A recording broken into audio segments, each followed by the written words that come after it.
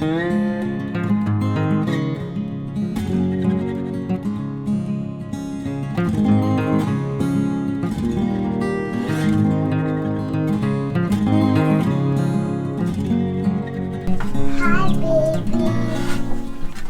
back, everybody. Today we're talking chickens.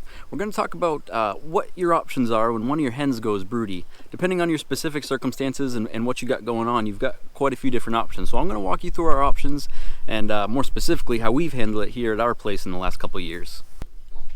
So the easiest scenario is if you've got a hen that goes broody, she gets cooped up in one of your nesting boxes and doesn't want to come out, and you don't want any more chickens, you don't have a rooster, these eggs aren't fertilized, you just keep collecting the eggs. She's not going to like it, she's going to peck at you, but in a week or 2 or 3 she should snap out of it and realize that's not her destiny. Alright, option 2 is a lot like option 1. If you do have a rooster and your eggs are fertilized, you have the option to do the same thing. Keep collecting those eggs and eat them. If you don't want any more chickens, keep collecting the eggs from the nesting box, and again, a week or 2 or 3, the hen will snap out of it.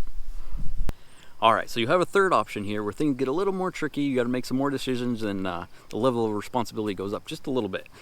So if you do have a rooster and these eggs that your hen is laying on are fertilized, you have the option to let nature take its course and let that hen sit on those eggs for 21 days or so. You got a lot of options when you go this route. We let the hen stay where she is nesting. So she's nesting in those nesting boxes in our example, and there's no vacancy issues. Hen will jump right on top of her and lay their eggs in there if it gets real busy in there, but there's nothing wrong with that. If you do go that route, you have the option to pick and choose which eggs that she's laying on. If you have a certain breed of chicken that you like more than the other, ours are all mutts anyways. I don't know what our rooster is, but he's cool and very well tempered.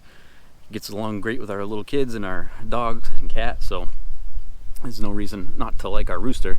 But for instance, she's not out here, but we don't like our white chicken. She's ornery and temperamental and doesn't listen very well. So if our hen was laying on any of the white chicken's eggs, we'll take those out and put some more of the colors that we do like. So you have that option, and I'll walk you through what we do inside the coop.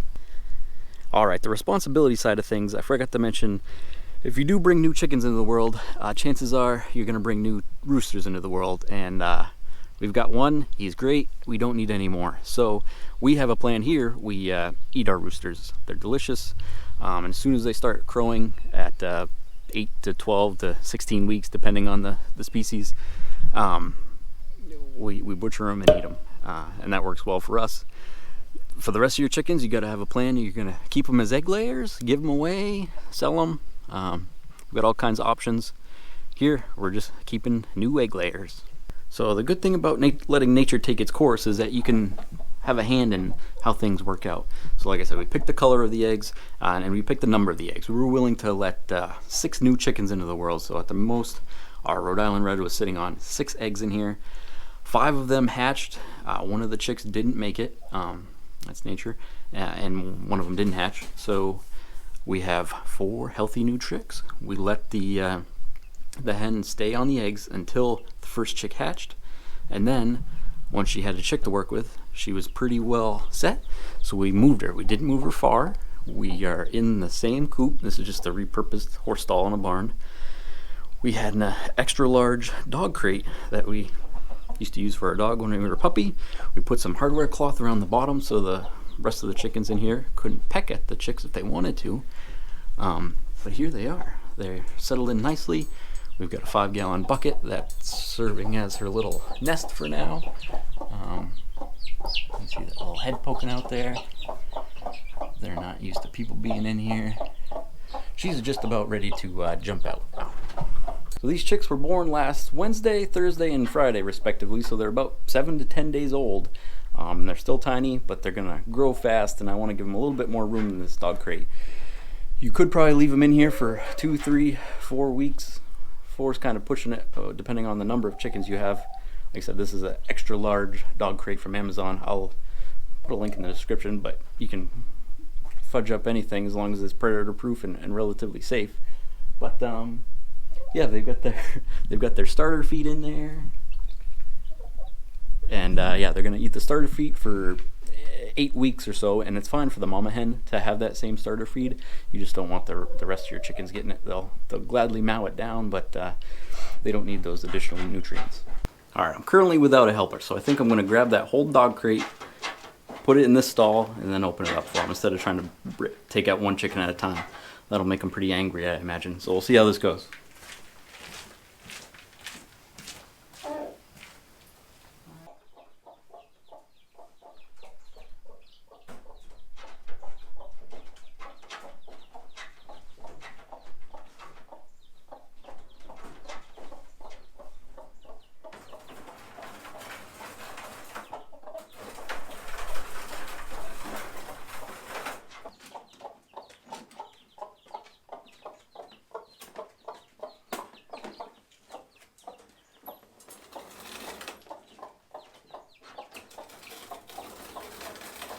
So I fully understand that most people don't have extra horse stalls just sitting around. And last year we did a similar thing. We didn't use this horse stall. We left, it was the same hen. Her name's Margot. She's a 3.5-year-old Rhode Island red-ish chicken. And we left them in that dog crate for the first 3 to 4 weeks of their life. So when those chicks were yay high and start jumping up on the rungs and get off the ground, we just opened the door, and they were fully integrated into the flock at that point. She protected them for a little bit, but then she went on and did her own thing. Here, we have a kind of a unique circumstance, but we're still trying to get that integration going. We can give them a line of sight. You can see some of the slats in these wood here.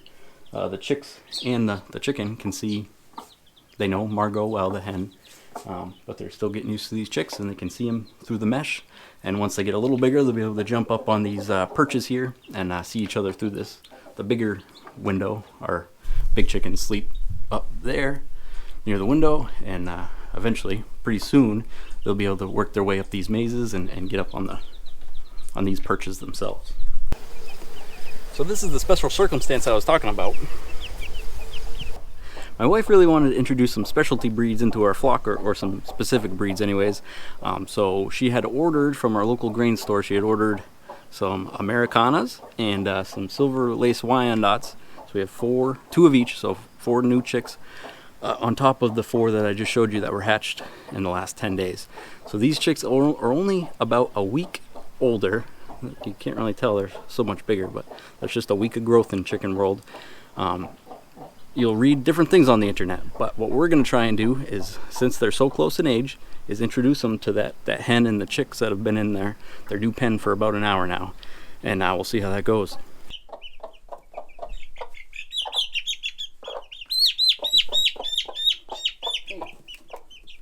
I guess she's not ready. Right, so that didn't work as friendly as I expected.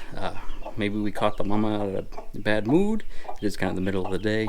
Wife said we should wait till nighttime, but I think we're gonna relent to the option 2 here and just leave them in this dog crate. They're both better off. They both have more room than they used to have, and they'll be happy there. Like I said, we got the hardware cloth at the bottom of this cage, so hopefully they don't peck at each other too bad.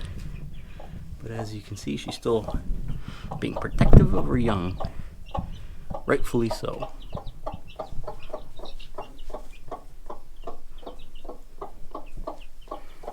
So those are generally your options for dealing with a broody hen. You can either let nature take its course and end up with fresh chicks in just a few weeks, or you can cut them off as soon as they start hopping in that nesting box. The choice is yours.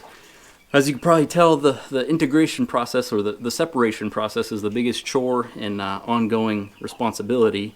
It takes some time and some patience. You got to see how the chickens feel, but I think generally the consensus is to give them 8 weeks of those chicks growing up on their own with their mama. And the more line of sight you can keep between the chickens, I think the better off you're going to be. So thanks for following along. If you made it this far on the video, please consider giving it a like and subscribe to the channel. This one's a little different than our normal video. Sometimes we'll be doing some real exciting stuff like tractor work and cutting down big trees, and sometimes we'll be doing kind of mundane chores like this. So hopefully you get something out of it, and we'll see you at the next one. Bye. Bye.